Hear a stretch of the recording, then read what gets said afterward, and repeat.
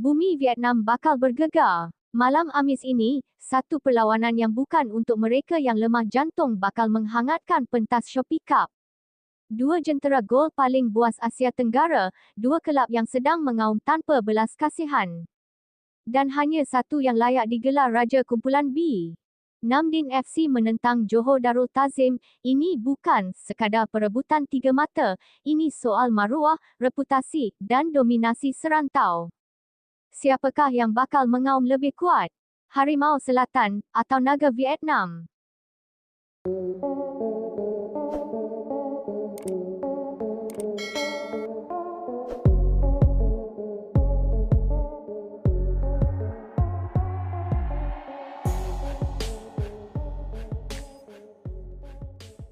Perlawanan antara Namdin FC dan Johor Darul Ta'zim (JDT) dijangka berlangsung panas dan sengit apabila kedua-dua pasukan berada dalam prestasi terbaik menjelang aksi Shopee Cup Kumpulan B yang bakal berlangsung Khamis ini di Stadium Tien Truong, Vietnam. Pertemuan ini menemukan dua gergasi bola sepak Asia Tenggara yang sedang memburu status juara kumpulan sekaligus mengesahkan tiket ke separuh akhir kejohanan. JDT hadir ke bumi Vietnam dengan misi jelas, wajib menang untuk merampas kedudukan teratas kumpulan. Namun, laluan Harimau Selatan tidak mudah apabila Namdin hanya memerlukan keputusan seri untuk kekal di puncak carta.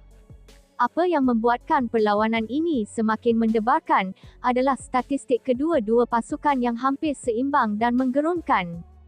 Berdasarkan 5 perlawanan terakhir, kedua-dua pasukan tidak tewas, malah masing-masing telah meledak 21 gol, satu angka yang membuktikan betapa tajamnya jentera serangan mereka. Namdin tampil garang dengan kemenangan besar ke atas Lion City Silex 3-0, Bangkok United 4-1, Eastern FC 9-0, dan Shan United 3-0, selain seri 2-2 bertemu Dan Hoa. Sementara itu, JDT pula terus menunjukkan dominasi mutlak di peringkat domestik dan antarabangsa apabila menewaskan Kuching City 2-1, membelasah PDRM 10-0 dan 1-0, menundukkan Shan United 3-0, serta menutup kempen dengan kemenangan besar 5-0 ke atas Immigration. Di sebalik pesta jaringan ini, tumpuan pastinya terarah kepada dua watak utama yang bakal mencuri perhatian malam ini. Di pihak JDT, Bergson da Silva sekali lagi menjadi sandaran utama Harimau Selatan, mesin gol yang tidak pernah jemu menghukum kesilapan lawan. Manakala Namdin pula mempertaruhkan Nguyen Xuan San, penyerang berbisa yang menjadi ancaman terbesar kepada benteng pertahanan pelawat. Pertembungan ini bukan sekadar soal statistik atau rekod jaringan, tetapi ujian mental, taktikal dan ketajaman penyudah.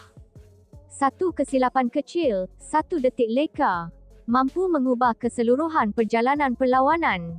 Persoalannya kini, siapakah yang bakal mengaum lebih kuat di bumi Vietnam? Harimau Selatan atau Naga Vietnam?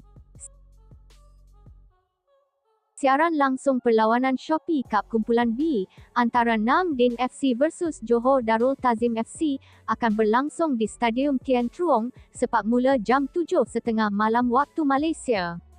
Jangan ke mana-mana, kerana inilah perlawanan yang tidak boleh anda lepaskan.